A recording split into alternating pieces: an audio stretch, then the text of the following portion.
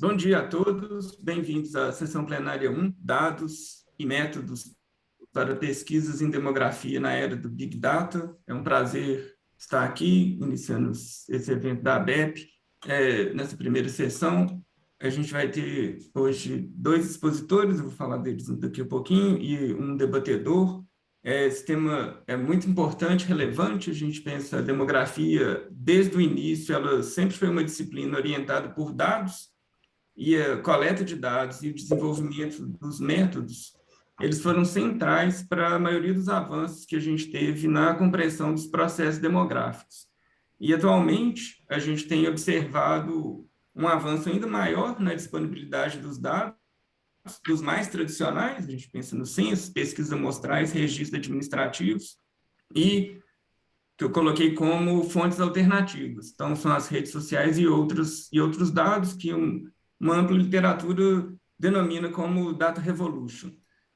E a combinação dessa disponibilidade de dados, e tanto os tradicionais quanto essas fontes alternativas, eles permitem avanços importantes na demografia ou nos estudos de população, tanto nos seus aspectos teóricos como nos seus aspectos substantivos. E é um pouco isso que a gente vai debater e discutir hoje nessa mesa. Então, só coloquei alguns exemplos dessa revolução dos dados. Um exemplo assim, que eu acho importante é o IPUNS Internacional, que hoje conta com 547 censos e pesquisas amostrais. Isso significa mais de 1 bilhão de informações individuais. As pesquisas DHS, que existem em mais de 90 países e a base de dados são 300 pesquisas disponíveis. No contexto brasileiro, a gente tem excelentes exemplos do Ministério da Saúde e do IBGE, que vão ser conversados um pouco hoje. Então, os censos, as pesquisas amostrais e os registros administrativos de saúde.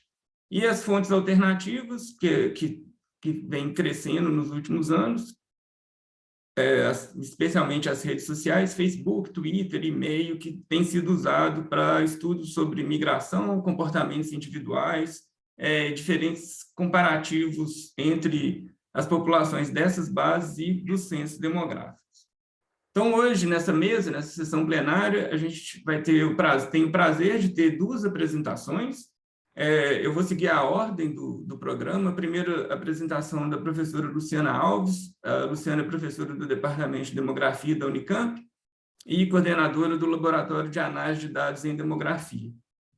Depois teremos a apresentação do Dr. Silmar Azevedo Pereira, que é diretor de pesquisa do IBGE. Após as duas apresentações, teremos uma... Desculpa, Luciana, faltou uma. A professora Luciana Lima, do Departamento de Demografia e Ciências Atuariais da UFRN, vai ser a debatedora, e a gente espera ter um tempo bom para que os expositores possam responder ao debate e abrir também para participação da plateia. Agora nós somos 55. Só reforçando o que eu tinha enviado no e-mail, cada expositor tem até 25 minutos de apresentação. Eu vou interromper e falar quando estiver faltando 5. A Luciana Lima tem até 20 minutos, e isso vai nos deixar com cerca de 30 minutos para a discussão final, questões, etc. Então, eu peço que todos estejam atentos ao tempo para que a gente possa ter uma sessão plenária suave, tranquila, e eu preciso ser o menos chato possível e não interromper ninguém. E também a gente tem que cumprir o horário por causa das outras mesas e sessões que usam a sala virtual. Então, bem-vindos a todos, muito obrigado pela presença e participação. Eu já vou fechar e já vou passar a palavra para a professora Luciana Alves para fazer a exposição. Muito obrigado a todos. Bom dia, pessoal. Primeiramente, queria agradecer o convite da diretoria da ABEP por estar aqui participando dessa sessão plenária. É uma honra e uma alegria. É muito bom saber que a ABEP está de volta. Confesso que eu estava com saudade de todos vocês. Vou começar compartilhando a minha tela e começando fazer a minha gravação aqui, marcar aqui o tempo.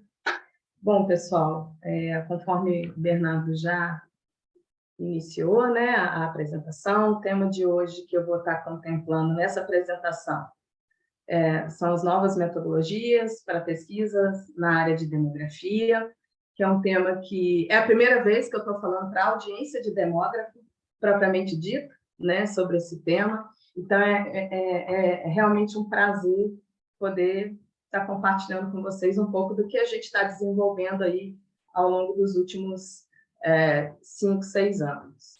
Eu dividi a apresentação em fontes de dados, algumas definições, né, que a gente vai ter que passar por elas, falar um pouquinho dessas novas metodologias e, por fim, trazer alguns exemplos na nossa área aí de demografia. Bom, o Bernardo já fez uma ótima introdução aí das fontes de dados, que são as principais fontes que a gente, demógrafos, né, estamos acostumados a utilizar, que são os censos demográficos. Em nível de Brasil, aí, os dados, né, do SINS, SINASC, do Ministério da Saúde, registro civil, as pesquisas amostrais, registros administrativos, que aí envolve também a parte aí de dados de Polícia Federal, que nos permite mensurar os eventos demográficos da área de imigração, os registros hospitalares, né, que a gente utiliza bastante, que, por exemplo, as AIHs e outros, né, registros administrativos oriundos de prontuários eletrônicos. E a característica básica desses dados que a gente usa em demografia, né, uma das principais características é que vem normalmente de estudos transversais, né, que a gente tem um retrato num ponto no tempo. A PNAD contínua agora, ela muda um pouco esse cenário, né, ela consegue captar aí, trazer um pouco de dinamismo aí, né, ao longo da sua implementação. Esse tipo de informação disponível, ela tem essa característica que são os dados estruturados, né, que a gente consegue identificar uma organização clara. Normalmente as linhas são os indivíduos, as colunas são as nossas variáveis. São dados que eu coloco entre aspas menor tamanho, mas, né, a gente tem base de dados bastante grandes também em termos de volume. O censo demográfico é uma delas, o próprio SIM, o SINASC também, as AIHs, enfim, são bancos também que a gente considera com bastante volume, que possuem uma representatividade em nível nacional ou em nível de UF. São feitas coletas, geralmente a gente olha para a coleta por um período anterior, né, aos dias atuais na qual a gente está, e que também possuem aí, assim, um número razoável ou aceitável de variáveis. É bem comum também a gente trabalhar com dados quando a gente faz relacionamento entre dois tipos de banco de dados, quando isso é possível. Nesse nosso exemplo aqui, por exemplo, de um projeto que a gente desenvolveu de mortalidade neonatal, a gente tinha informação no sistema de informação de mortalidade neonatal, a gente tinha um identificador, né, nesse banco de mortalidade, no SIM, e por meio desse indicador, a gente consegue fazer relacionamento de banco de dados, que pode ser tanto sob um aspecto determinístico como probabilístico, quando a gente utiliza aí de algumas estratégias de pareamento. E aí, enfim, é possível a gente trabalhar e relacionar, por exemplo, com o SINASC, e aí a gente consegue ter informações também em nível individual e acompanhar esses indivíduos. Bom, e o que muda na época do Big Data, né? A época do Big Data, ela traz por si só, não só esse volume de informações, né? essa quantidade de dados digitais que estão disponíveis, mas também a variedade que eles nos trazem, né? Esses grandes sistemas de produção de bancos de dados, né? Então, e que também exige aí uma diferença nos sistemas de processamento em relação ao que a gente vinha fazendo até então com os dados tradicionais. Bom, para quem não sabe, né, Big Data ele tem uma definição, né? ele é caracterizado tanto pelo volume, que é algo que a gente está bem familiarizado, mas também com uma variedade de inputs e de informações sendo produzida a cada momento, a cada segundo, e também a velocidade como isso é transmitido. Então, para a gente estar no contexto de Big Data, a gente tem que falar que a gente tem esses 3 Vs: volume, velocidade e variedade. E como que é isso, né? As nossas conexões hoje com o mundo real, né? Seja dentro do nosso domicílio, né? Que a gente tem os nossos aparelhos, telefone celular, antenas, Alexa, o tempo todo a gente está se conectando com a rede social, a gente está utilizando o Waze, a gente está utilizando o Twitter, a gente está usando o Google Maps, a gente tem informações sobre biometria, QR Code, enfim, é um grande volume de variedade de informações que são produzidas a cada momento, que nos coloca numa nova situação, né? A gente está falando de bilhões de dados sendo produzidos, às vezes, em um dia, em 24 horas, e a cada momento. E, diferentemente daquele tipo de informação que a gente está acostumado, a gente não consegue, às vezes, identificar uma organização clara dos dados que estão armazenados, né? Que são aí os dados não estruturados, que normalmente são aqueles dados que a gente obtém aí dos nossos arquivos de textos, e-mails, o Bernardo já falou sobre isso também, YouTube, Instagram, as imagens, SMS, e aí vai, né, gente? É um conjunto de Instagram, de imagens, de informações que me produz um outro formato de banco de dados, que são os dados não estruturados e os dados semi-estruturados, né, que fica ali entre o meio termo, mas que existe ali, pelo menos uma organização mínima em termos, por exemplo, de semântica, que é, por exemplo, os arquivos do tipo HTML, né, para quem já teve a oportunidade de ver. Passando um pouco de dados para vocês, hoje, gente, apenas 10% de dados gerados no mundo são do tipo estruturado. E um exemplo um pouco mais próximo da gente, né, às vezes fica um pouco abstrato, né, imaginar essas conexões todas com esse mundo virtual, mas a gente tem também uma grande produção de Big Data, por exemplo, dentro de uma unidade de terapia intensiva. Então, muitas vezes, a gente não tem só a informação individual do paciente, né?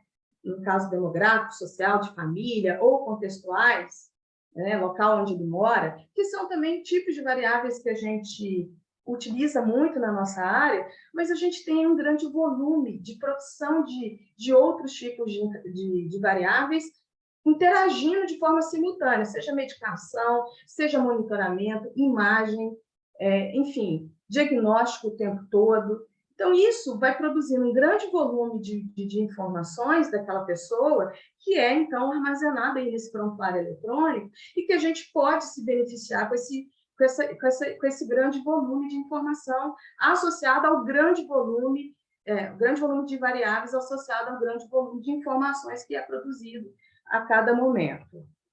Bom, tudo isso, né, nos traz um novo panorama que a gente também precisa estar atento, né? A questão dos 3 Vs, essa conexão que a gente tem, né, com esse novo mundo, esse novo formato, como que a gente poderia utilizar desses novos bancos, desses novos tipos de informação, para estar mensurando eventos como migração, mobilidade. A gente sabe que são dados que podem ter alguns problemas de representatividade, por exemplo, não é todo mundo que vai usar um Waze, não é todo mundo que vai utilizar o Twitter ou o Facebook, e isso pode trazer, em certa medida, algum tipo de evento, mas são eventos, uma dinâmica de evento nova que nos traz também um grande desafio para a nossa área. São novos bancos de dados e que a gente pode também utilizar isso como uma nova perspectiva para a gente olhar aí esse novo mundo real. Todas essas informações são armazenadas em nuvens e a gente pode, esse grande volume de informação, essa variedade e essa velocidade, também vai nos trazer um novo desafio, que é o tipo de ferramenta analítica que a gente vai precisar de lançar à mão.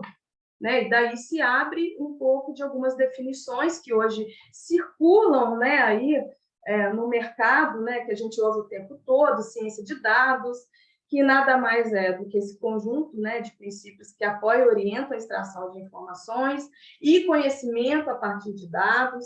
A ciência de dados é uma área que ela se conecta com quase todas as áreas, seja ciência da computação, ciência estatística, as outras áreas de conhecimento, as pesquisas que a gente chama aí de tradicional, né, as pesquisas básicas e essa nova ferramenta que é o aprendizado de máquina, ele está aí também, né? Nessa interseção entre esses vários campos do conhecimento.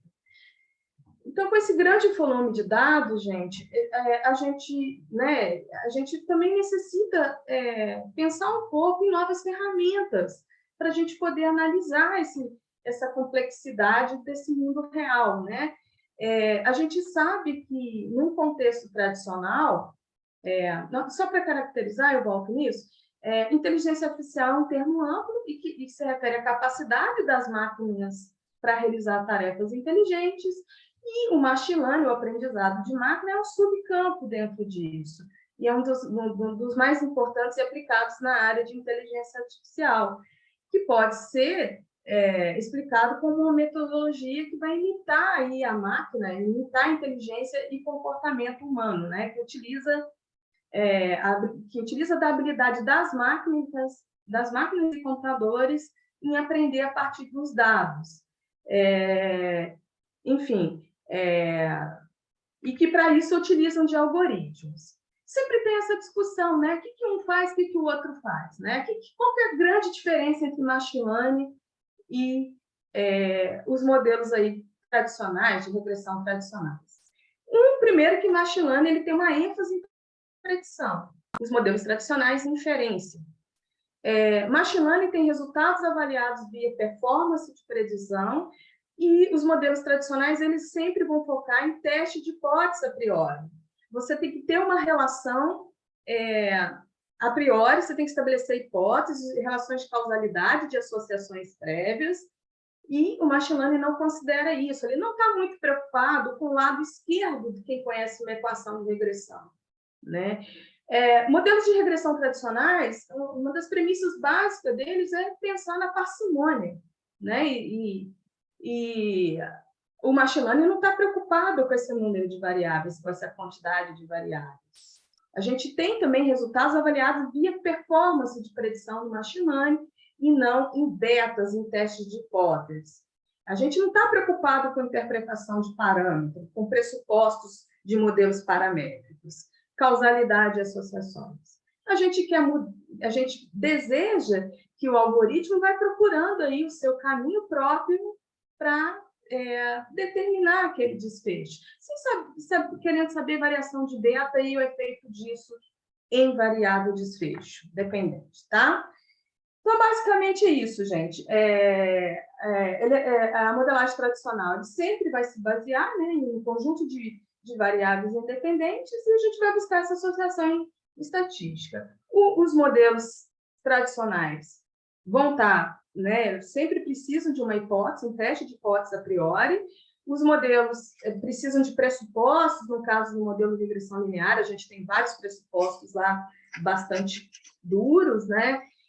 A gente também se preocupa com relações entre as variáveis, por exemplo, colinearidade, e nesse novo formato, a gente tem datasets maiores, né? E o que isso acontece?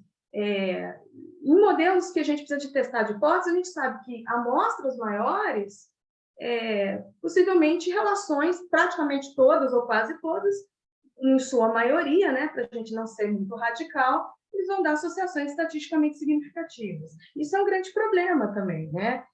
E é isso, né? A gente deixa o algoritmo encontrar os seus caminhos, suas ligações entre as variáveis independentes, e ele vai procurando aí, automaticamente essas relações. De uma forma muito interativa e muito rápida, uma máquina fazendo isso, certo? Sem considerar aí fundamentação teórica prévia, sem hipótese, sem testar hipótese, enfim. É uma transição de uma abordagem orientada para a hipótese para uma abordagem orientada por dados. Então, essa é a ideia-chave, né? Não chega a ser uma mudança de paradigma, mas é uma mudança de um olhar de novos formatos para a gente mensurar o mundo real. Existem várias formas da gente mensurar o mundo real, né? Vários métodos, a gente não está deixando de lado os métodos que foram desenvolvidos até então. Mas é uma nova possibilidade que pode vir a complementar, que tem a sua pergunta de pesquisa e tem a sua utilização, não é para tudo, né? Vai ter momentos que sim, podemos usar. Nesse contexto, e tem essa questão, né? O que a gente busca na nossa pesquisa em demografia? São modelos explicativos? São interpretações diretas? Ou a gente quer um modelo preditivo? Né? E essa é a grande diferença também, né? A gente busca modelos preditivos, né? Na qual a gente vai ter ali um conjunto de variáveis. A gente não quer um conjunto de variáveis explicando o nosso desfecho. Aí você, o modelo de regressão também ele pode ser um modelo preditivo. Ele pode, mas ele tem o limite, né, aí de suas informações.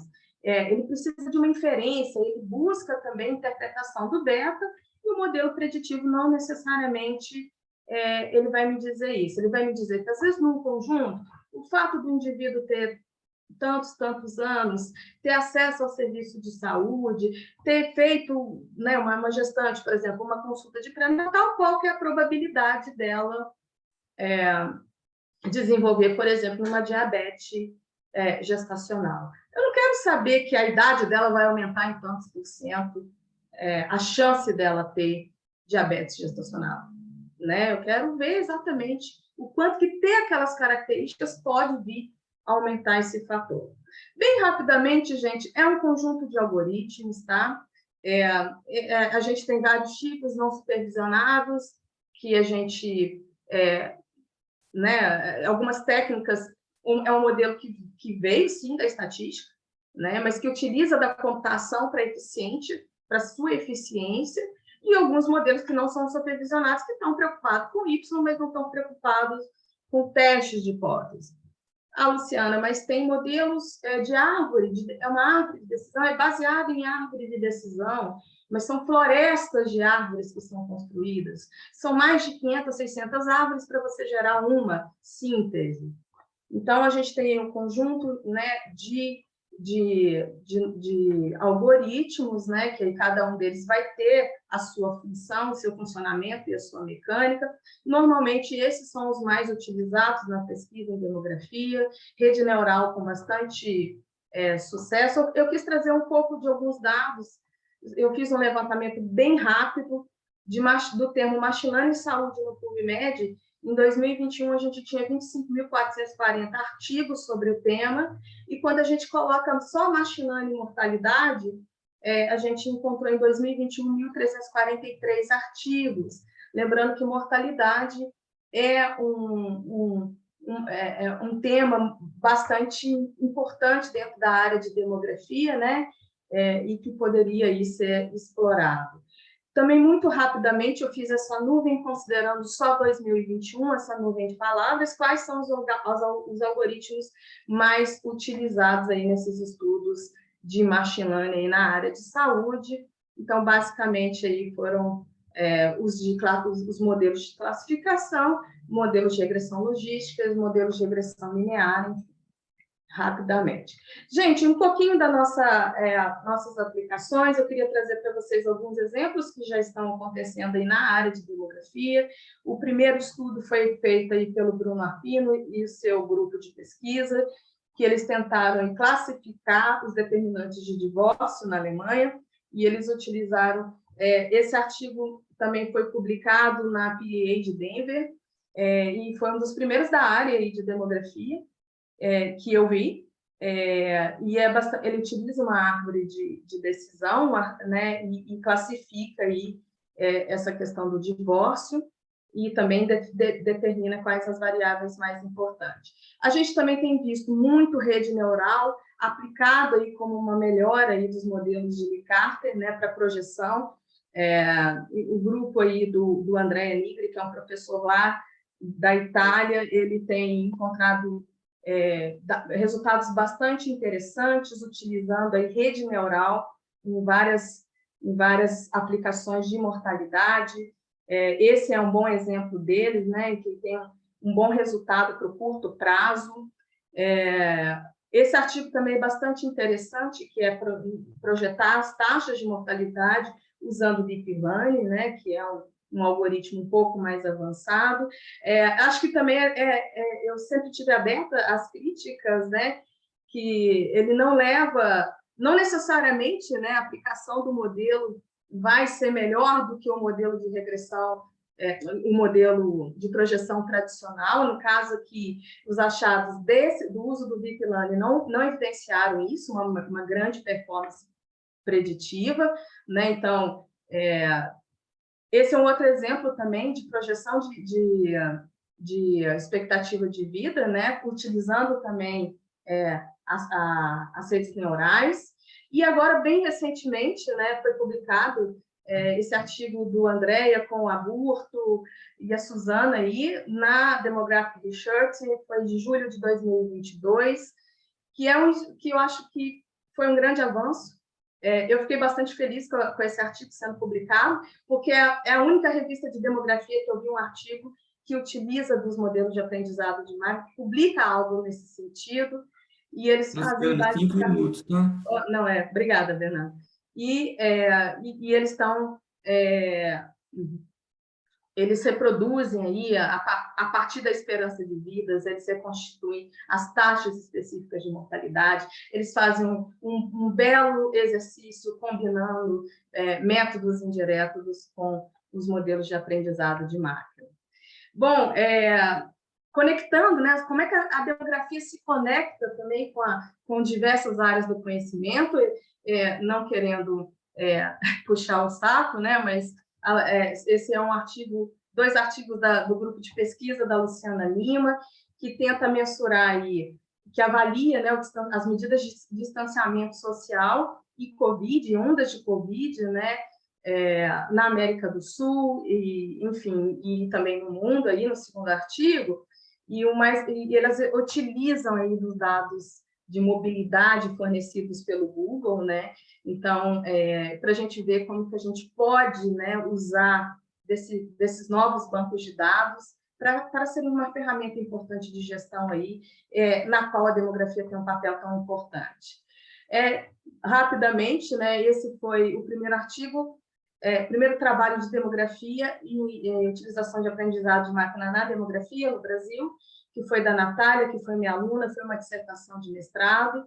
Ela utilizou dados, fez toda uma parte também inicial de correção de dados, enfim, mas depois aplicou os modelos de machine learning e rapidamente, né, para mortalidade adulta, né, em pequenas áreas no Brasil.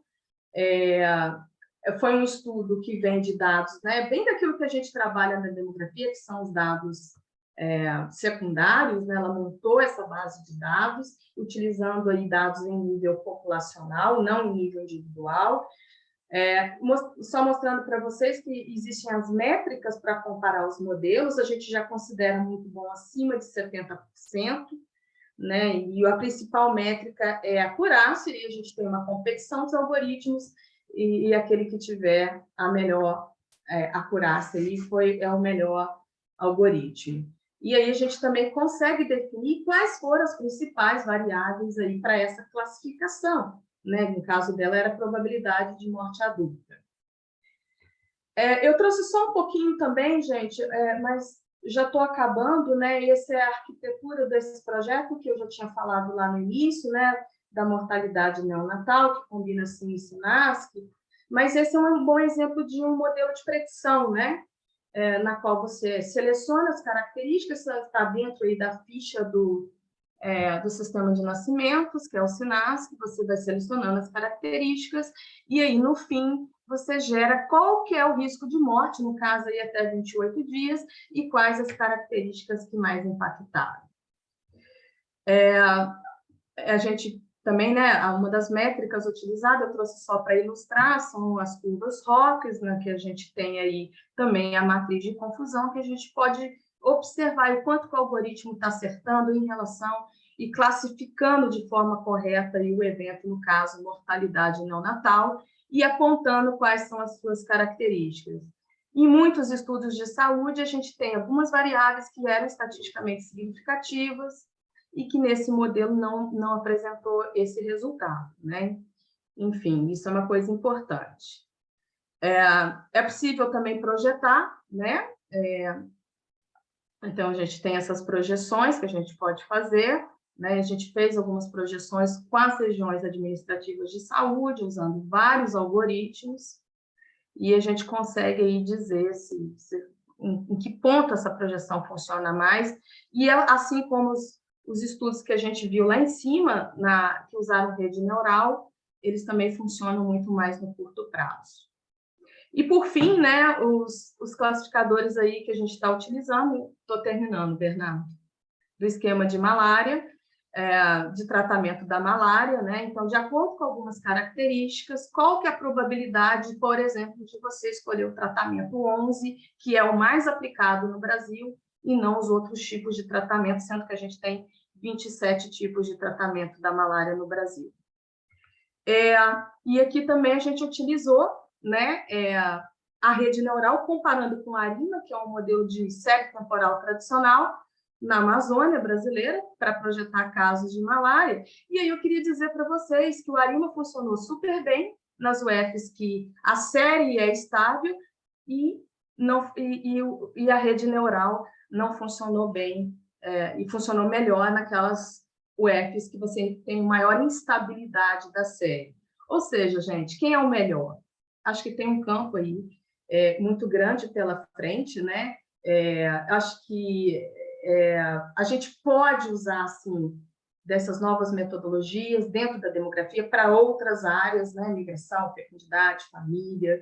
A gente tem que aprimorar os estudos, a gente tem que fazer mais comparações, e eu acho que a gente pode realmente lançar a mão dessas novas estratégias e associar esforços, gente, né?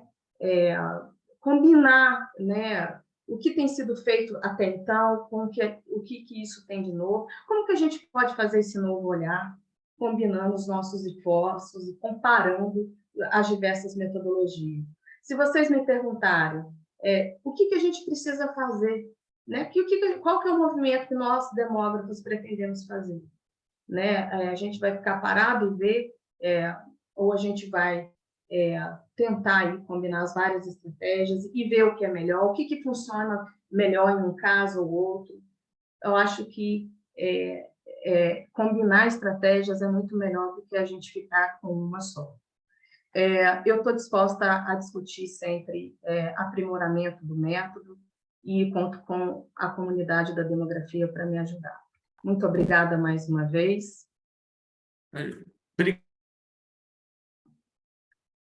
Acho que travou aqui, gente. Muito obrigada. Vou passar para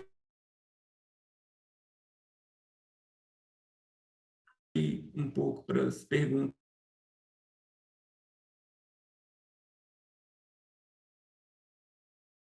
Eu aviso quando tiver.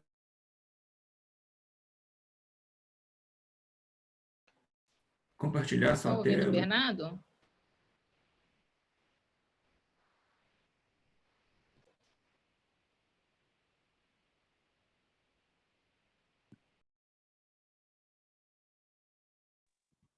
Aqui também está travando. Eu acho que o Bernardo está travando. Simar, pode... vou passar.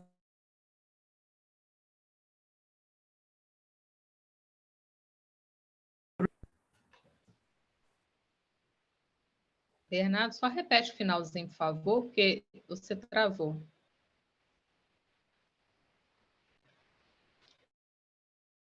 Vou pedir para o Simar, por favor, para poder a gente ficar no tempo, para depois passar para o Luciano e a gente conseguir.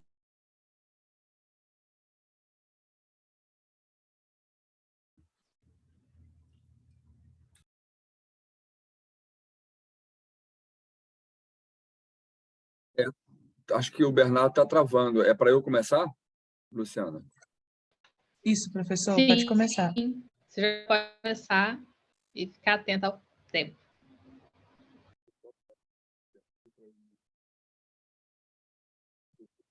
Então, primeiro, eu queria agradecer por estar participando aqui do 20º Encontro Nacional da ABEP.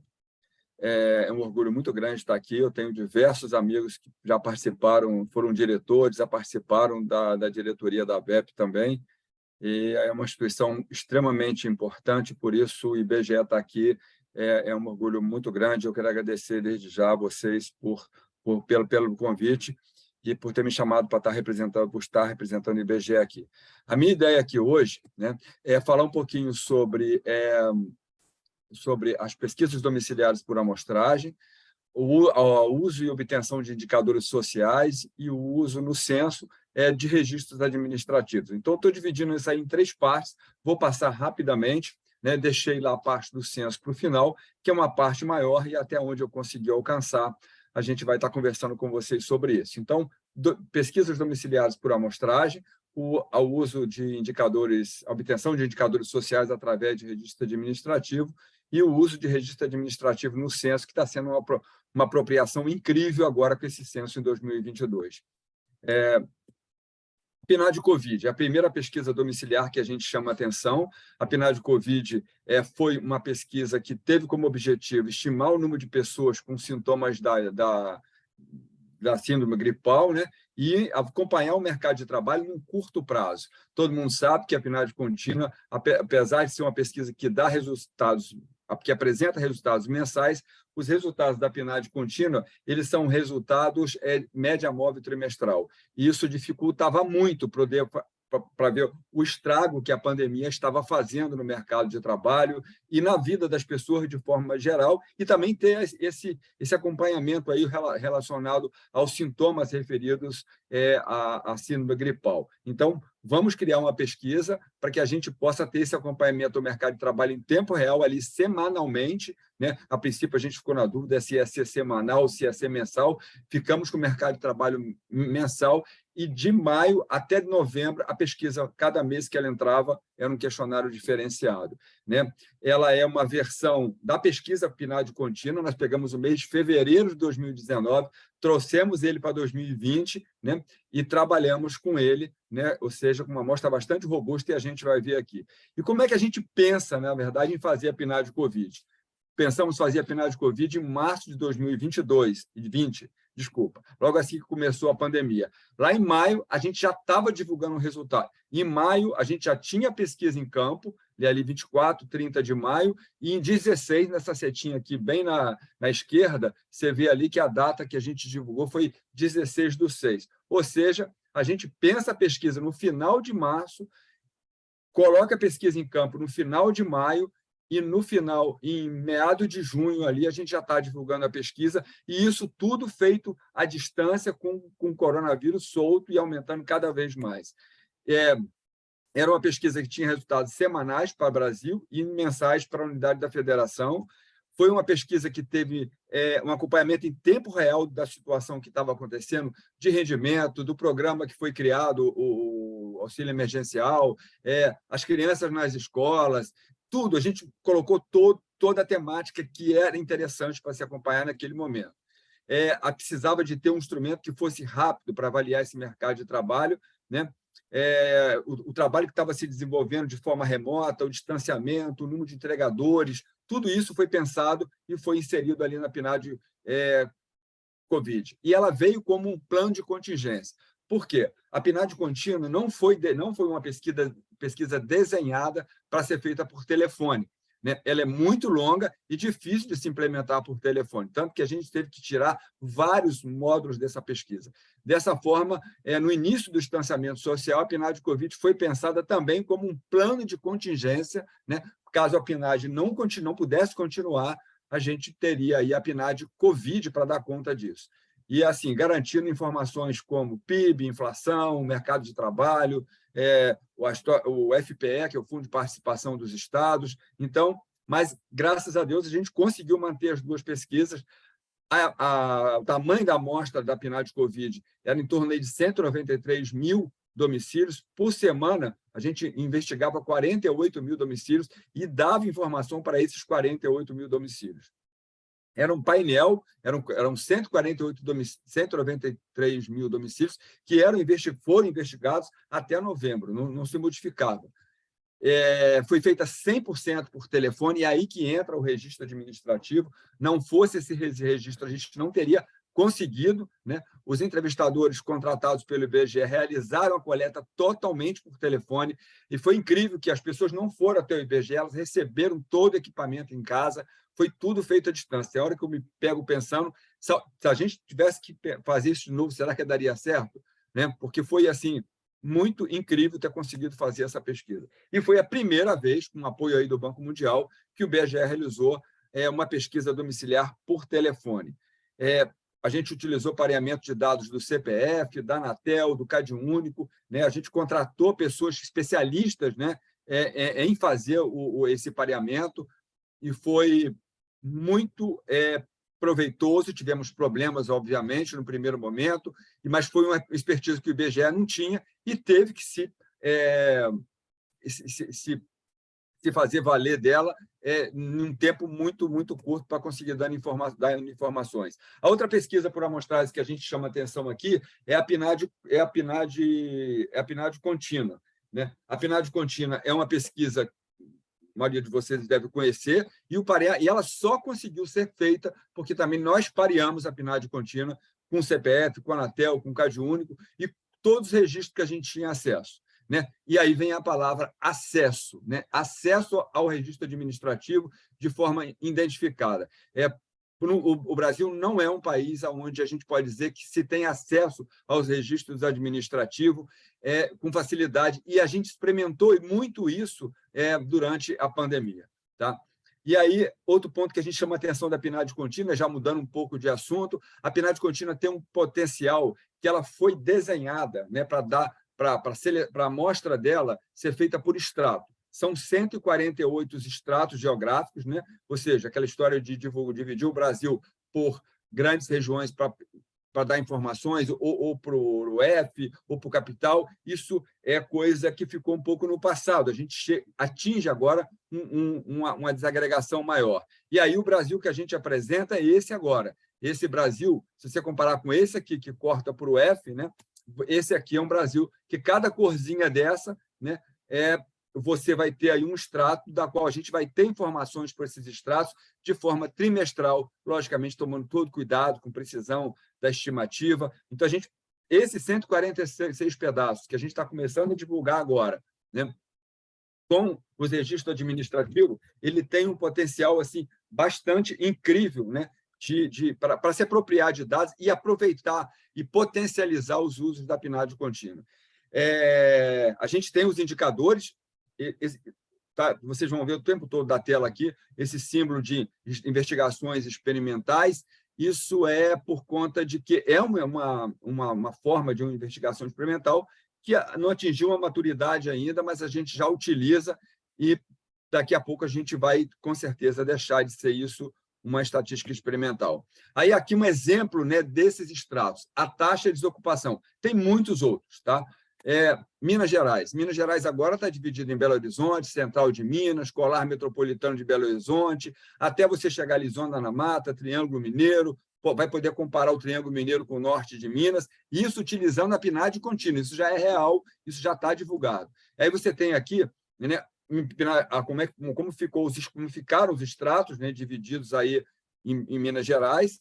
Aqui, a taxa de desocupação até o quarto trimestre de 2019 era assim que a gente divulgava, só que agora você tem, desde 2012, taxa de desocupação e alguns outros indicadores para todos esses recortes menores aí, né? Que isso daí, cruzado com o registro administrativo, vai fazer um efeito assim, bastante forte, sobretudo quando a gente olhar o censo. E aqui a gente olha o quarto trimestre de 2017, 2018 e 2019, mostrando ali que o norte de Minas tem uma taxa de desocupação maior do que o Triângulo Mineiro, mostrando assim aonde a taxa de desocupação, ou seja, o sul de Minas parece mais com São Paulo e o norte de Minas mais com o sul da Bahia.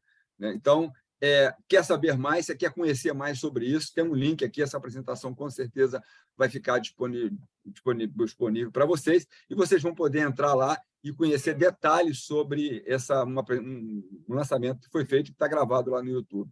E tem os painéis interativos, né, para você trabalhar melhor isso, que aí entra uma série de registros administrativos, né, de base de dados que são colocados ali, que misturadas aí 146 extratos, tem um efeito bastante incrível. Vou passar algumas telas aqui, né, só para mostrar como é que ele funciona. Isso está disponível desde 2012, quando a PNAD contínua começou, até agora. E a gente tem aí uma série de... tem um instrumento que dá maior facilidade aos dados estatísticos e geoespaciais no modo integrado. Ou seja, tem uma integração de base ali por trás, né, que faz você conhecer melhor, né, os indicadores que estão sendo apresentados. Ou seja, melhor compreensão da dinâmica territorial. Então, esse trabalho, de novo, isso está disponível no YouTube. Se você quiser ir lá conhecer como foi construído, cada detalhe, tem uma apresentação lá, você vai poder conhecer muito mais. Aqui, agora, eu vou falar um pouco do uso de registro administrativo nas estatísticas sociais, né? As bases de dados de registro administrativo utilizadas nas atividades desempenhadas na área social, lá no IBGE, estão relacionadas à parte da componente demográfica, que é migração, as estatísticas vitais e planejamento de pesquisas sociais, basicamente, que são feitas ali por dados cadastrais. O primeiro dele, o registro civil, é responsabilidade do IBGE e consiste em reunir informações sobre nascidos vivos, casamentos, óbitos fetais, informados pelos cartórios do registro civil e cujos resultados, a gente bem sabe, permite, né, o acompanhamento da evolução da população brasileira, sobretudo nos períodos que são entre um censo e outro. Segundo, a parte aí referente aos nascidos vivos, que é feita aí pelo Ministério da Saúde, criado pelo Ministério da Saúde, para dar acompanhamento ali à análise do perfil epidemiológico, como também a orientação de gestão de saúde. E são dois sistemas, né, que é o Sistema de Informações sobre Nascidos Vivos, que é o SINASC, e o SIM, né, que é o de mortalidade. Tem os estudos de imigração, que usam todas essas bases, e aí, de novo, quando a gente olha essas bases todas, aí você vê que a gente precisa, né, é um desafio, o acesso, a dificuldade que muitas vezes a gente tem para ter acesso a essas bases, não só aqui no estudo da migração, mas de forma geral, né, não só na área social, mas também na área econômica, sobretudo na área econômica, porque a Constituição de 88 ela fez com que o sigilo estatístico fosse sobreposto pelo sigilo fiscal. Então, hoje, a gente realiza uma série de pesquisas econômicas no IBGE que seriam desnecessárias ou poderiam ser diminuídas se o IBGE tivesse acesso a esses registros. E quando a gente compara com outros países, né, a gente vê que os países todos têm mais acesso que nós a registros administrativos, sobretudo na área social. Aí o sistema de mortalidade, né, o sistema sobre nascidos vivos e o CIRC, né, que tem essa série, que é um comitê gestor, que tem essa lista, né, de parceiros que trabalham conosco. A parte também, ainda incluindo aqui o INEP, né, com o censo escolar, que a gente vai usar no censo agora muito, né, o Ministério do Desenvolvimento Regional, com o Sistema Nacional de Informações sobre Saneamento, o Tribunal Superior Eleitoral, né, que dá os registros referentes às eleições. Estamos até lançando uma publicação recente agora, que fala que tem aí uma parte relacionada à cor ou raça, né, a desigualdade racial, bastante interessante, utilizando esses registros, né? Então, a gente vai botar aqui as necessidades e os desafios, né? Necessidade de recebimento de base de dados identificáveis, né? Isso é forte dentro do IBGE. Para quê? Para que a gente possa estar cruzando essas bases e reconhecer que o IBGE é o coordenador do Sistema Estatístico Nacional, sigilo dentro do IBGE, confidencialidade dentro do IBGE. Isso está no sangue, né? Tá na formação do IBGE. Avançar na integração de base de dados é o grande desafio, né, que a gente tem. A parte expressiva do que a gente tem para conseguir uma base tem que fazer um acordo de cooperação técnica. Isso dá um trabalho bastante substantivo. E estabelecer e gerir um modelo de integração de bases para subsidiar aí a elaboração de monitoramento de indicadores ao longo do tempo. Vou entrar no censo aqui agora, né? Um censo que a gente está em campo com ele há 100 dias, né? E que traz aí uma modalidade mista de coleta, né? Com entrevista por telefone, pela internet e entrevista presencial. E aí que a gente vai conversar mesmo sobre a necessidade de ter registro administrativo, dada a dificuldade que a gente está tendo hoje de realizar o censo. Então, a gente começou fazendo um processo de modernização na produção estatística e geocientífica, com melhora na produção estatística, melhora na produção, aprimorou durante a pandemia, sobretudo, a produção geocientífica, aprimorou o processo de comunicação e disseminação com formas mais fáceis de divulgar e mais rápidas, né? O censo vem com a novidade que cada domicílio do censo ele recebe o recenseador ele capta a coordenada, né? E vocês vão ver a importância disso no trabalho de vocês, né? Aqui é o município de Engenheiro Paulo de Fronten, foi feito um teste lá no ano passado, e esse teste, terminar o teste com esse resultado. O município todo marcado, né? Cada domicílio teve a sua coordenada de GPS captada pelos recenseadores. Isso é uma inovação grande. No município de Capim, na Paraíba, também, você pode ver uma concentração grande aqui, olha, desse município, né? E aqui a gente abre, e isso aqui permite até garantir que a gente vai ter uma cobertura nesse centro, como a gente nunca fez antes, né? Porque as ferramentas elas expõem mais o trabalho que a gente está fazendo. Então, a gente tem capacidade de correr atrás e fazer um censo com uma cobertura melhor. Aqui, no município de Prosperidade, eu cheguei a visitar esse trabalho quando estava sendo realizado, lá no município de São Caetano. É uma localidade que fica no município de São Caetano do Sul, em São Paulo, é uma área industrial, com todas as coordenadas captadas, né? Então, foram inovações grandes que aconteceram no censo, né? E é a primeira vez que a gente está utilizando a coleta por telefone. De novo, eu trago essa tela para cá para chamar a atenção que é a primeira vez que a gente está fazendo isso, né? E as dificuldades que são dadas com relação à internet. Muitas vezes as pessoas pensam assim, eu vou colocar no avião um QR Code, o cara entra lá e ele se recensia. Não, não funciona assim. Apesar de ser um censo de população, ele é um censo de população domiciliada. Isso também é uma inovação nesse censo. Aqui, a geotecnologia para controle de cobertura de setores urbano e rural. O recenseador, cada linha dessa daqui é o recenseador caminhando, é um verdadeiro Big Brother que tem ali dos recenseadores, tanto na área rural quanto na área urbana. Você olha aqui do lado direito, onde o recenseador ele andou, fica registrado. Então, é um paradado incrível que você consegue ver se ele visitou aquela área ou não durante o censo, evitando com isso sobre a cobertura. Isso aí vem parte do censo, a parte rural do censo agro, isso já foi feito no censo agro, e no urbano, né, compara o trajeto. Na verdade, a comparação é eu comparar o censo rural de 2017 com o censo agora, na área rural, e compara o trajeto de recenseadores com quadras e faces mapeadas com imagens satélite, que a gente está tendo aí um trabalho bastante grande de qualidade com relação a essas imagens. Aqui a coleta das coordenadas geográficas de todos os endereços recenseados, como eu já mostrei lá na frente. Então, isso fica dessa forma, e vocês vão ver as vantagens que isso traz, né, além da cobertura. Então, o uso de registro administrativo, grandes bases de dados, o Big Data, e para dados, para validação do controle de qualidade da coleta. Aí a gente está utilizando a ANEEL, está utilizando o CPF, uma série de bases, o próprio CadÚnico, para depois bater o censo. Aqui, novidades interessantes, né? Quando você entra numa área que ela é quilombola, o questionário muda, né? Então, a gente fez um trabalho de registro administrativo antes ali. Então, você entra numa área, o questionário começa, então, a perguntar sobre partes específicas que vão ser feitas só na parte quilombola e naquela comunidade quilombola que está sendo recenseada.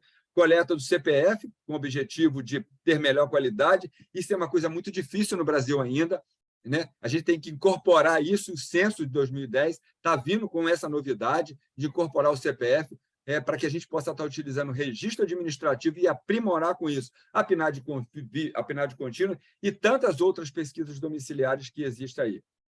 A gente tem um desafio grande de retratar o país com dimensão continental e dar ideia, né, do tamanho dessa operação. Aqui são 10,9 mil quilômetros de litoral que a gente tem que cobrir, né? São 16,9 mil quilômetros de fronteira terrestre que a gente tem que estar atento.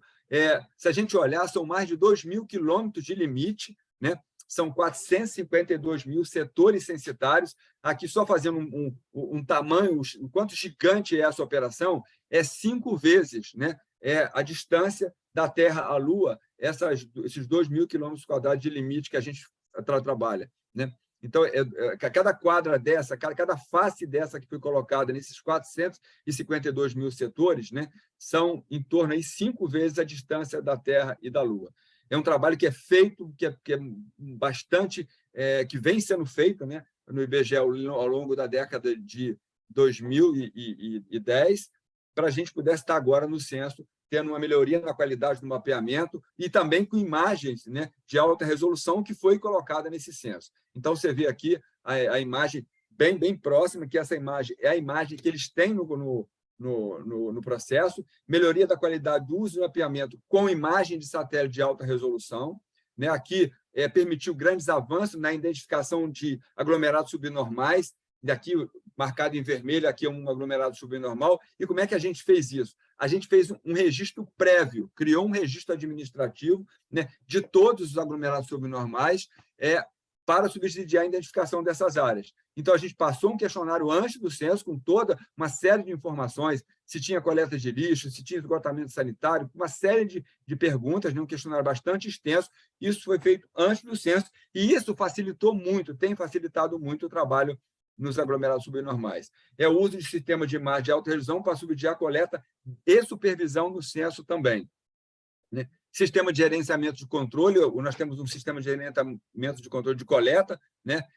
Que os supervisores eles trabalham ali com os setores censitários nas áreas de interesse operacional, que também é uma novidade nesse censo, né? A gente tem aqui mapas. Aqui o recenseador ele recebe esse papel aí, ele recebe esse papel com mapa. Fora isso, tem no dispositivo móvel de coleta dele, mas eles preferem trabalhar com mapa, porque dá uma visão mais clara, mas dentro do equipamento, né, que é o dispositivo móvel de coleta dele, ele tem essas marcações, né?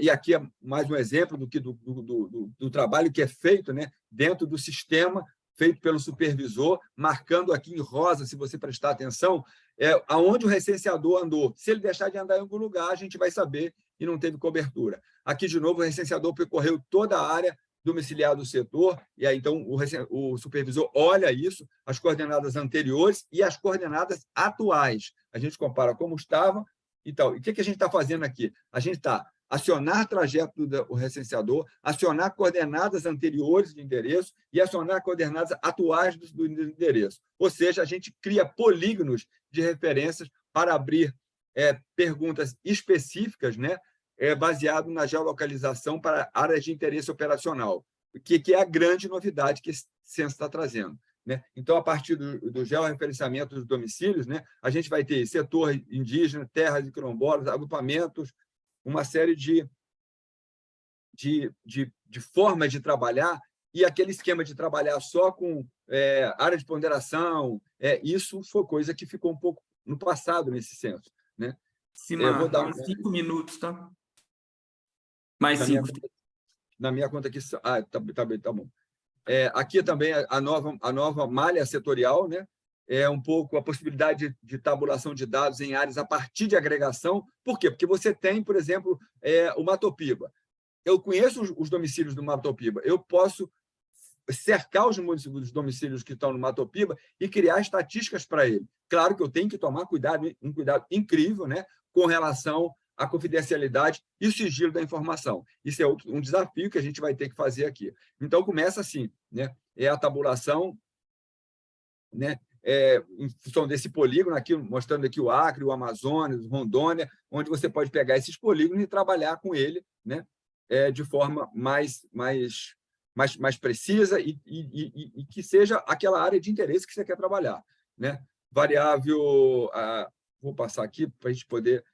uso de geotecnologia para aprimorar a supervisão da coleta. Olha que incrível que é esse ponto aqui. De novo, o recenseador, a diferença de buffer dos trajetos da linha de face, o resultado possivelmente não percorrida. Então, a gente olha aqui que, na direita, ele não percorreu aquela área, então a gente tem que garantir para que seja feito. Aqui é a divulgação com recorte geográfico variados, né? A gente vai fazer isso, já estamos praticamente, se você falar assim, o censo terminasse hoje, você teria condições de divulgar o censo agora? A gente está lá se preparando para isso, né? Para divulgar um censo com uma velocidade muito mais rápida. Painéis interativos, como a PNAD contínua, a ideia é colocar o censo dessa forma, certo?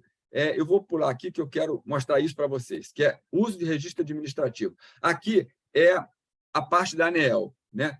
Domicílios de uso ocasional. Então, quanto mais perto da praia, você tem ali, que é o domicílio de uso ocasional. E aí você vem aqui na Praia Grande, domicílios vagos. Então, são registros da ANEEL que eu consigo saber se aquilo ali é realmente vago ou se não é vago. Se aquela área que está ali tem aquela quantidade... Por quê? Baseado na quantidade de gasto, né, de energia que teve naquela área que está ali. Então, é isso que a gente está fazendo nesse censo para garantir a cobertura. Esse censo tem uma transmissão de informações direta, o censo de 2010 não tinha, o recenseador vai na sua casa, imediatamente ele já transfere o dado para a base do IBGE. A gente está em campo há 100 dias, né? Com dificuldade incrível de fazer o censo por falta de recenseador. Temos 143.360, 789 mil pessoas recenseadas, são 70 milhões, 143 milhões, 143,4 milhões e 70,8 milhões de domicílios particulares já visitados no censo. Se você olhar esse gráfico, você vê aqui que o Nordeste, o Piauí, já está com quase 90%, fechando agora em novembro, né? Mas a gente tem o Mato Grosso lá com dificuldade incrível de fazer o censo. Por quê? Porque é o mercado de trabalho. Onde o mercado de trabalho, a taxa de desocupação é baixa, eu tenho dificuldade de recrutar recenseadores. Querendo conhecer mais, a gente está lá à disposição para que vocês possam ver esse trabalho incrível que está sendo feito lá, apesar de toda a dificuldade, é uma luta muito grande, né? O recenseador é o grande astro dessa operação, e sem eles a gente não consegue trabalhar com a velocidade. Estava tudo muito legal até essa dificuldade aparecer. Tá? Essa é a missão do IBGE, né, que é retratar o Brasil com informações necessárias ao conhecimento de sua realidade e ao exercício da cidadania. É um instituto que tem um reconhecimento muito forte, a gente tem muito orgulho de falar isso, tanto dentro quanto fora do país, e eu quero agradecer de novo aí por estar participando desse 22º encontro da ABEP. Muito obrigado, Simar. Impressionante a apresentação e o trabalho do IBGE, especialmente referente ao censo de 2002. Essa parte final foi muito interessante. Eu vou passar agora a palavra para a professora Luciana Lima, para ela fazer os comentários, e depois a gente volta. Tem já algumas perguntas no chat, eu espero que a gente tenha tempo de poder abrir para o pessoal da plateia também. Então, por favor, Luciano, obrigado. Obrigada, Bernardo. Boa tarde, né, a todos e todas. Satisfação estar aqui nessa mesa, e que vai ficar aí, né, no histórico da ABEP, né, por se tratar de um tema, né, muito provocador, né, na comunidade demográfica. Luciana Alves, né, falou, né, a primeira vez que ela fala, né, para uma audiência de demógrafos. Para mim também é a primeira vez que eu tenho oportunidade de compartilhar esse tema, ou falar um pouquinho, né, para os meus pares, e agradecer muito, Simar, por trazer tantas informações e que casa muito bem, né, com a proposta dessa mesa.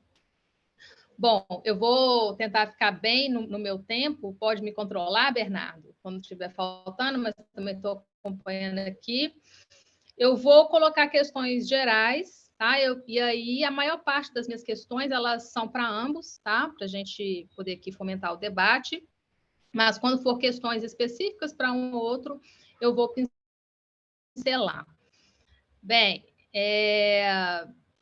eu gostaria, né, primeiro, sim, né, as apresentações, elas falam de... Luciana Alves falou de Big Data, Simar falou de... ele falou sobre os micro Big Data, né? Então, a gente está falando aqui de Big Microdata, né? Então, a gente está falando de duas escalas, mas está falando de alguma coisa, né, que são em grande volume, em grande quantidade, mas com suas características peculiares. E aí eu gostaria de iniciar reportando aqui, né, alguns pontos, né, que a gente aprende nos nossos cursos introdutórios de demografia e que eu retirei do livro do Métodos Demográficos, uma visão desde os países de língua portuguesa, do Grupo de Foz, que é um manual em português, né, para demógrafos, um grande esforço do Ralph Hacker, e que vai nos ajudar a pensar aqui essas duas apresentações, né? Então, a qualidade da informação demográfica, ela vai ter alguns pontos, né, que a gente deve seguir, um roteiro, né, em que a gente deve seguir para ter a qualidade da informação demográfica.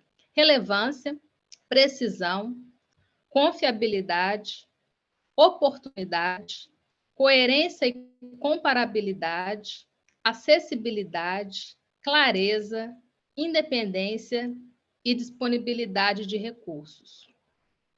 Então, quando a gente está falando, né, de fontes de dados demográficos, e a gente está falando de mudanças de paradigmas ao longo do tempo, né? Então, o Bernardo falou um pouco, né, sobre essa revolução dos dados, né, da Data Revolution, e aí eu trouxe, né, tem uma sistematização muito interessante no texto de Bilares Again, que são os paradigmas das fontes de dados populacionais, em que a gente teria no primeiro paradigma os censos e registros administrativos, no segundo paradigma, as pesquisas amostrais, no terceiro paradigma, o linkage de banco de dados, e um quarto paradigma, que aí vai a minha primeira pergunta para os dois.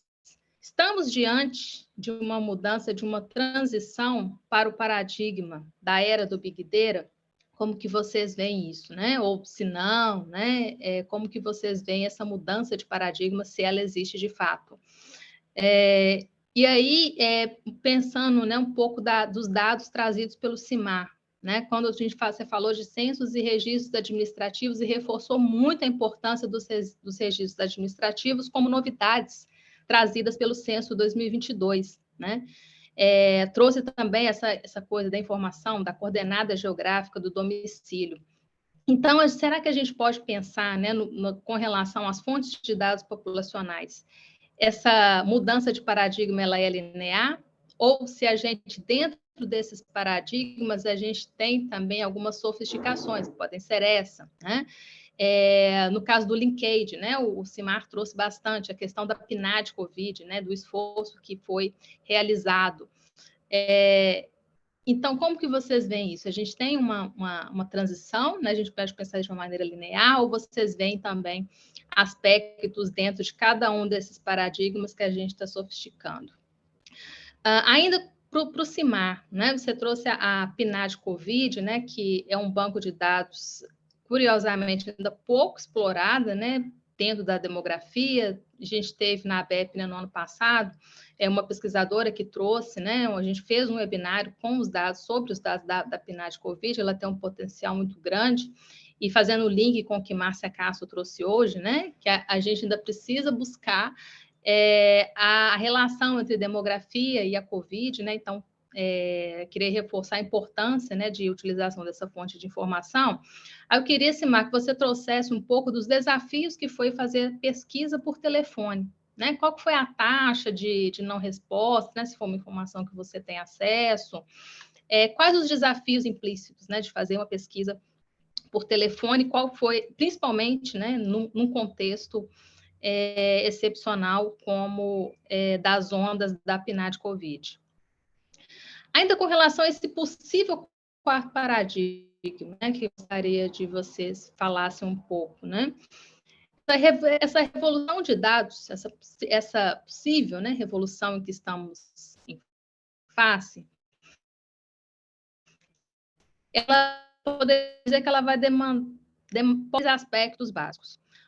Surgimento de novas técnicas de análise e visualização. Então, na fala de Luciana Alves, ela trouxe bastante, né, colocou ali um pouco, né, sobre as principais diferenças, né, entre os métodos, né, de machine learning e os modelos de regressão clássica, a estatística clássica, open science, né? Então, os dados, né? Acho que o Cimar trouxe, quando você traz, Cimar, os dashboards, né? Da PNAD Covid e a possibilidade, né, de acesso a informações. Então, acho que esse Open Science, né, uma característica marcante desta possível revolução. E Luciana Abos trouxe um pouquinho, né, em como lidar com viés de seleção. Né? Então, estou trabalhando com informações do Facebook. A gente sabe que o Facebook tem um perfil, tem perfil por idade, tem perfil por sexo, pode ter um perfil também socioeconômico. Então, como lidar com o viés de seleção? Então, eu pergunto para os dois, né? Em face dessa grande produção de dados, né? Quais são os novos desafios, né? Em face desses 3 aspectos: novas técnicas de análise, a divulgação, o Open Science, e o viés de seleção, como lidar com eles, com essas novas informações, né? E que eu gostaria de reforçar, né? Demógrafo por si mesmo, né, é aquele que lida, né? Que lida, a famosa frase: demógrafo tira leite de pedra. Então, diante disso, né, quais são os desafios interpostos, né, para os demógrafos? A Luciana trouxe, né, muito bem uma caracterização básica, né, um roteiro básico, né, de como pensar essa revolução de dados, né? Um roteirinho básico e conceitos básicos que a gente tem que dominar. Então, ela trouxe lá o Big Data, os 3 Vs, né? Velocidade, variedade e volume. E aí, quando eu falei o Big Microdata, né, estava me referenciando a um texto publicado na Demography em 2014, que o texto é Big Microdata for Population Research, de Ruggles, 2014. E aí uma frase do artigo até 2018, os demógrafos vão ter acesso a mais de 2 bilhões de registros de microdados de mais de 100 países e que vão desde o século XVIII até o presente. Né? E o próprio Bernardo trouxe, né, na sua fala introdutória, né, um pouco sobre isso, né, os dados do IPANS. E aí eu coloco uma provocação para os dois. Né? Temos ainda muito microdados, né, para a gente explorar. Então, na verdade, né, a gente está aí caminhando, né, para novas fontes de dados, o Big Data, mas e os microdados? Qual o espaço que a gente tem ainda para explorar? O que precisamos mais, né, para explorar esses microdados? Né? É sempre bom, né, a gente colocar, e assim, a Luciana, né, que dialoga muito nesse campo, né, a gente troca muitas figurinhas, né, Luciana, em que o Big Data não pode ser visto como uma panaceia, né, como algo que vai resolver todos os nossos problemas, e está tudo acabado, vamos aposentar, vamos esquecer todo o resto, né? Então, eu queria que vocês colocassem um pouco sobre esse espaço, e o Cimar também colocou muito bem aqui, principalmente reforçando essas novas tecnologias, né, que estão surgindo aí em pesquisas tradicionais, como o censo e as próprias pesquisas amostrais. Né? Então, eu queria que vocês comentassem isso, da importância da gente pensar os microdados para o demógrafo, para a pesquisa demográfica, né? E o espaço dentro dessa revolução de dados. Aí, o Cimar trouxe, e Luciana também colocou um pouquinho lá no início da fala dela, sobre os dados não estruturados, né? E aí, aquelas informações, né, que estão em texto. Né? Então, eu queria que você, principalmente, né, Luciana, poderia comentar, né, sobre processamento de linguagem natural para trabalhar com informações demográficas. Né? Então, pensando nessa lógica, né, de olhar para trás, o que a gente já tem e que a gente poderia maximizar as pesquisas com base nessas novas tecnologias, né? Durante um tempinho, eu trabalhei com demografia histórica e a gente tem muitos registros, né, que não estão estruturados e que você aplicando novas técnicas, você pode conseguir extrair informações, ou trabalhar com os textos, né? E aí reforçar a demografia, o texto, a palavra, a metodologia qualitativa, ela faz parte e tem o seu protagonismo na pesquisa demográfica, né? Então, eu queria que a Luciana comentasse um pouco sobre isso. Geotecnologias do Censo 2022. também um tipo de informação, né, não estruturada. E aí minha pergunta para o Simar, a minha mãozinha já coçou. Se você pode, né, também falar, ou seja, isso já está estabelecido, né, quais são as conversas. O que nós, pesquisadores, podemos, né, o que nós poderemos acessar essas informações de geotecnologias do Censo 2022, né, porque pelo que eu entendi da sua fala, muito foi explorado para facilitar o método de coleta, né? E o que vai ser divulgado, o que pode ser divulgado, o que nós, pesquisadores, poderemos trabalhar com essas informações. Eu já fiquei aqui super animada e com o coração batendo forte já para trabalhar com essas informações, né, o que pode ser feito. Luciana, Oi. podemos... Você consegue fechar para a gente poder... Consigo. Beleza, Consigo. obrigado. E aí, para terminar, isso tudo que nós estamos falando, a gente precisa de grupos interdisciplinares. Então, a gente precisa, né, do pessoal lá da engenharia de computação, a gente precisa do pessoal de outras áreas para a gente trabalhar junto. Aí eu queria falar, tanto do ponto de vista institucional do Simar, quanto pela Luciana como pesquisadora, sobre a importância de aproximação com outros campos de pesquisa. Então, a demografia me parece muito mais agora, né, chave para se aproximar de outros grupos que antes não eram tão próximos da gente, como o pessoal da computação, etc. Então, eu queria que vocês pontuassem.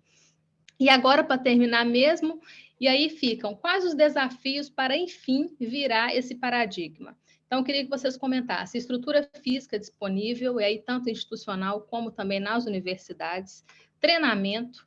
Estamos formando os nossos discentes para essa revolução? Estamos treinando os nossos funcionários, né, pensando institucionalmente, para absorver essa grande revolução de dados?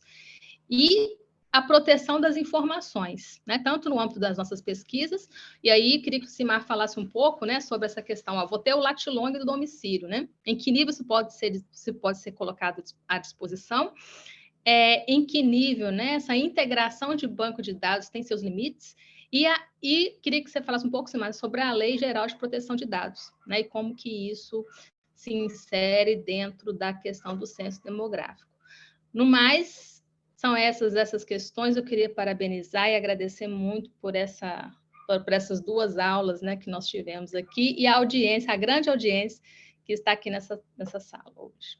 Obrigada, Bernardo. Obrigado, Luciana. Vou passar para a Luciana Alves e para o Simar, mais ou menos 5 minutos para cada. Tinha algumas perguntas no chat que foram cobertas pelos comentários da Luciana, especialmente em relação à lei de proteção dos dados. E eu tinha uma pergunta, mas a Luciana falou sobre são diferentes métodos de machine learning e qual é o processo de escolha do algoritmo, né? Essa é uma questão. Então, por favor, vou retornar para... Na mesma ordem, pode ser, Luciana, e depois... Bernardo, falhou um pouquinho para mim, depois você retoma para mim, por favor? Tá, mas Essa última pergunta, desculpa. Tá, não, pode começar, que aí a gente aproveita o tempo para vocês. Bom, eu acho que a leitura da Luciana é perfeita, é onde a discussão tem que caminhar, né? Sendo bem rápida, Luciana, eu acho que é mais mudança de paradigma de análise, e eu acho que na questão dos bancos de dados, a oportunidade mesmo, né? A questão da oportunidade. A gente traz mais dinâmica ao novo dado, porque ele carrega por si só isso. A gente passa muito tempo esperando, às vezes, as nossas pesquisas, né? Por vários motivos, né? A questão dessa rapidez, dessa disseminação dessa informação, ela nos coloca em curto prazo uma nova possibilidade, um novo olhar, né? Acho que, mas que também nos requer aí um avanço em relação às metodologias, que foi como eu disse. Eu não sou contra nenhum modelo. Eu trabalhei historicamente a minha vida toda com modelo de regressão tradicional, trabalho até hoje. Mas a questão é que, com grandes volumes de dados, algumas coisas não funcionam mais, teste de hipóteses, né? Por exemplo, tudo vai dar associação estatisticamente significativa, ou quase tudo, né? Eu vejo muito a questão de tendência, né? Assim, a questão do... Você tem o viés de seleção, claro, não é todo mundo que usa a rede social, não é todo mundo que usa a sua localização, que faz check-in em Facebook, mas eu acho que isso nos ajuda a dar uma tendência, né? A estabelecer uma certa tendência do que está acontecendo. Por exemplo, de mobilidade. Você consegue ver já movimentos de pessoas já a partir da rede social, que você, obviamente, não vai captar acompanhando simplesmente o Twitter, né? Você precisa dar um tratamento especial para isso, né? Então, eu acho que... E que também a gente, às vezes, não pode esperar um censo demográfico a cada 10 anos. E mesmo as PNADs, que a gente sabe que são muito importantes, mas que, né, são representativas, mas às vezes a gente precisa ver um cenário um pouco mais rápido. Essa possibilidade de você trabalhar com dados longitudinais também, né? Mas que se esbarram em algumas questões. Por exemplo, a gente viu aí os demógrafos todos fazendo excelentes trabalhos sobre Covid, sobre excesso de mortalidade, né? Mas que trabalharam com questões socioeconômicas, demográficas, mas como que a gente consegue... tem outros, a Covid, acho que o grande tema que vai continuar agora é a Covid longa, né? O que levou essas pessoas a morrerem tanto? Era só a questão socioeconômica, só a questão demográfica? Para mim, isso não é claro. E, às vezes, a gente tem que lançar a mão de outros tipos de informação para complementar essa. Veja bem, eu não estou jogando fora conhecimento acumulado, é para complementar essa, porque eu acho isso, né? Não tem como a gente... A área de machine learning, ela caminhou a partir dos modelos tradicionais, né? Não foi... Mas que utiliza aí de um maior processamento de dados para alcançar isso. Então, acho que essa dinâmica, ela é fornecida para esse novo formato, mas não acho que a gente vai excluir o restante, não. Não acho que não é uma mudança total de paradigma de banco de dados, não. Eu acho que são coisas complementares que vão caminhar de mãos dadas. A questão dos dados não estruturados, pessoal, ele requer aí um esforço muito maior de análise. A gente está muito acostumado com o dado organizado, né? Você tem uma parte de pré-processamento muito grande. Isso eu tenho tido a oportunidade de trabalhar um pouco com isso, porque na editoria lá da revista, do Cadernos de Saúde Pública, a gente está tentando avançar em alguns temas. Por exemplo, o que Cadernos de Saúde Pública tem publicado, né? Quais são os grandes temas que tem publicado, além da Covid? Então, a gente traz informações de abstract, de títulos, de palavras-chave, para a gente ver o que está sendo publicado e quais temas a gente tem que fomentar para a gente não matar áreas também. Então, eu acho que são tipos de informação que tem uma tendência de mobilidade de A para B. E outras áreas, né? Que eu acho que tem muita coisa sendo produzida na área de mortalidade, e menos, talvez, em fecundidade e o grupo da Max Planck tem feito bastante coisa também na área de migração e mobilidade, né? E é isso, gente. Eu já estou terminando, né? Eu sou uma pessoa completamente aberta ao Open Science, né? Completamente aberta. Às vezes que eu não fui é porque eu não pude ser.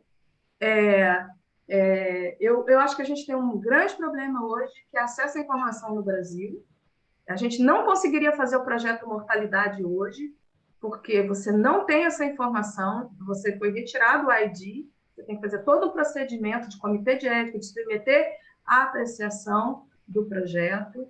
E grupos, né, às vezes, alguns grupos de pesquisa que têm esse tipo de informação também não pode fornecer para a gente. Isso é um projeto individual, eles colocam a carga em cima do pesquisador. Não é, por exemplo, eu tenho todos os dados do projeto Malária, que todo mundo pode acessar via sistema de acesso à informação, mas eu, Luciana, não posso fornecer, a não ser que seja um metadado. porque eu tive que assinar vários termos que me impedem de um compartilhamento. Eu quero divulgar, a gente divulga os códigos e tudo, mas às vezes não consigo. Luciana, E é isso. só para eu poder passar para o Simar, desculpa te interromper. Obrigado pelo seu relato. Só para o Simar poder ter um... Obrigado, Luciano. Acho que as pessoas têm o seu contato, acho que é uma área muito relevante, importante, e espero que mais gente se interesse e caminhe por aí também. Obrigado. Simar, por favor, para poder... Então, Luciana Lima, né, porque são duas Lucianas, com relação à parte do paradigma, né, eu acho que esse paradigma ele já chegou, né, a gente foi forçado a ele dentro do IBGE quando experimentou isso na PNAD contínua. Da noite para o dia, a gente ficou diferente, né, e a gente achou que fosse ficar diferente por 10 dias, 15 dias, um mês, e ficamos diferentes por muito tempo, e não voltamos ao normal ainda. Então, assim, essa mudança chegou, a gente conseguiu, durante esse período da pandemia, avançar muito, sobretudo na parte da geotecnologia, né, na parte de avanço de dashboards, a utilização de ferramentas que possam trazer uma melhora no processo de integração de bases. A gente tem uma facilidade no IBGE, que a gente tem um presidente que ele tem um viés forte para essa área, né? Um presidente que pensa no IBGE 4.0, e isso tudo é associado ao cenário que a gente vive hoje, isso facilita muito o trabalho que é feito, né? O Eduardo ele não para de pensar nisso o tempo todo. Então, respondendo um pouco a pergunta da Mariana lá no chat, Mariana, prazer te encontrar aqui também. Mariana Eugênio, quais são os próximos passos, né, que a gente vai estar colocando? É o que o Eduardo sempre fala, a integração de bases, é você olhar o SIM, bater com a PNS 2013, é você olhar a GFIP e bater com a PNAD contínua. Então, é uma série de ações que a gente tem que fazer, né? Agora, tem um ponto que aí eu vou chamar a atenção e eu tenho que estar muito atento a isso, porque nós temos uma coordenação de métodos de qualidade que é a guardiã, né, da parte dos códigos de boas práticas, do sigilo da informação, e aí a coordenadora está aqui presente nessa reunião, que é a Andréia, e a Andréia Painha, ela é uma pessoa que está muito atenta a essa coisa do sigilo. Então, o grande desafio que eu acho que a gente tem nessa mudança de paradigma, um pouco a Luciana Alves comentou isso, é esse cuidado que a gente tem que ter e você também, Luciana Lima, comentou sobre a LGPD. A gente tem que ter muito cuidado com relação a isso. O sigilo da informação, quando a gente traz todo aquele agregado aquela facilidade de informação que o Censo está trazendo aí com as ferramentas de geotecnologia, tem um desafio pela frente ali agora de entender como é que eu faço para delimitar uma área, como o exemplo que eu dei aqui do Mato Piba, é só apenas um exemplo, tem milhares de outros exemplos, né? Mas a gente tem que utilizar técnicas de anonimização para que a gente não caia nesse problema, né? Que é o que coloca o IBGE onde a gente está hoje, que é o cuidado que o IBGE tem com o sigilo da informação. Eu acho também que o IBGE é um órgão que avançou muito, se você olhar na comparação internacional, o IBGE é um dos poucos órgãos, Instituto Estatístico no mundo, que ele disponibiliza um microdado, né? Claro, anonimizado, né? Sem identificação, no dia da divulgação da pesquisa. Ele faz isso com a PNAD contínua a cada 3 meses, ele faz isso com a Pesquisa Nacional de Saúde. Aquelas pesquisas que ele pode fazer, que ele tem condição de fazer, ele faz e coloca isso de forma gratuita. Isso já é um começo de um avanço que começa lá atrás, com a Pesquisa Mensal de Emprego. Então, agora tem outro desafio também, Luciana, nessa mudança de paradigma, que é o ensinar a sociedade a utilizar esses dados. Senão a gente vai... Hoje eu vou te contar que eu tenho um pouco de frustração com relação... talvez eu até arrume um culpado para isso, que é a pandemia. Por que as pessoas não estão utilizando ainda os dados da PNAD, dos extratos, do painel da PNAD contínua, né? Aquilo foi uma coisa que deu um trabalho muito grande, um trabalho hercúleo para fazer, e que permite que secretarias de planejamento, de institutos de estatísticas regionais, eu acho que tem que haver aí um ressurgimento forte da NIPS para que possa estar trazendo de volta essa utilização, porque a gente cria dado, a gente cria comitê, um outro ponto que eu tenho que... a gente tem um comitê de ciência de dados dentro do IBGE, pensando isso, né?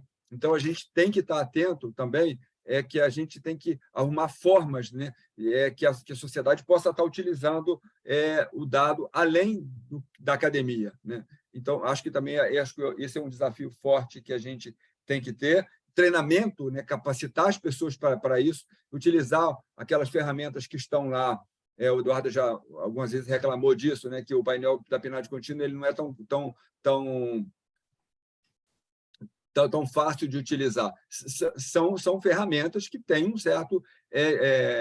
imprime ali uma certa dificuldade de utilização. Então, eu acho que a gente tem muito que avançar, tanto no acesso, que foi falado aqui, eu também citei disso, do acesso à informação. O IBGE, como Instituto de Estatística, ele tem que ter acesso irrestrito a todas as bases disponíveis, né? É uma questão de economicidade, é questão de, como alguém falou aqui, acho que foi a Luciana Alves, esperar o censo de um ano, de uma década para outra. Ainda é fundamental fazer um censo, e eu arrisco que ainda é fundamental fazer uma contagem de população. Só que a gente tem que modificar a forma de fazer censo e modificar a forma de fazer contagem de população, até que a gente tenha o nosso registro, né? Tipo como tem na Dinamarca e tantos outros países aí mais desenvolvidos. Então, eu acho que o IBGE precisa avançar no esquema da coleta do material biológico. Tivemos uma primeira experiência em 2013, não foi de tudo um fracasso, mas a gente precisa ter uma experiência totalmente exitosa com relação a isso e ter esses registros, né? Que a gente tem uma dificuldade muito grande de ter. Acho que é um pouco isso, né? Eu acho que essa coisa do processamento de dados não estruturados, isso é um complicador, sem dúvida, e para isso a gente tem um comitê pensando essa forma de buscar esses dados, anonimizar esses dados e a gente não ter problemas com eles e avançar cada vez mais. E, com certeza, apesar de todos os desafios que a gente está tendo com o censo demográfico de 2022, a gente acredita que vai conseguir fechar o censo. É um censo que tem aí uma pesquisa de pós-numeração que está sendo feita cuidadosamente, né? Ou seja, é importante que um censo ele tenha uma pesquisa que avalia ele para que a gente possa estar aplicando essa avaliação, até para usar essa comparação nas estimativas no período intercensitário. Acho que, Bernardo, não quero mais tomar o tempo de vocês. Muito obrigado, Simar. Luciano Lima, acho porque a gente já está bem na hora. Eu acho que está ok. Se você quiser pincelar algumas perguntas, da minha parte, okay. As perguntas que a Mariana e o Irineu fizeram foram cobertas nos seus comentários, né? Vou fazer algumas rapidamente. O Alexandre perguntou se existe algum caminho para acesso à base de outros entes pelo IBGE, como que isso é feito. E tem uma pergunta, um comentário um pouco mais longo do Vinícius Mendes, mas aí Vinícius, eu falei para o Luciano desse comentário, porque ele é uma discussão um pouco mais longa do que o tempo que a gente tem, eu acho que. Luciano... Você quer? Não, é Vinícius, né? Você quer que fale, Bernardo? Só essas duas, eu vou... Simar, só essa, depois a Luciana, aí eu lamento, a gente vai ter que encerrar, assim, a gente poderia ficar aqui bastante mais tempo, mas, infelizmente, eu tenho que encerrar. Então, Simar, só essa pergunta do Alexandre, depois a Luciana. Então, a pergunta do Alexandre, gostaria de saber se existe algum caminho governamental para acesso em bases de dados para entes pelo IBGE.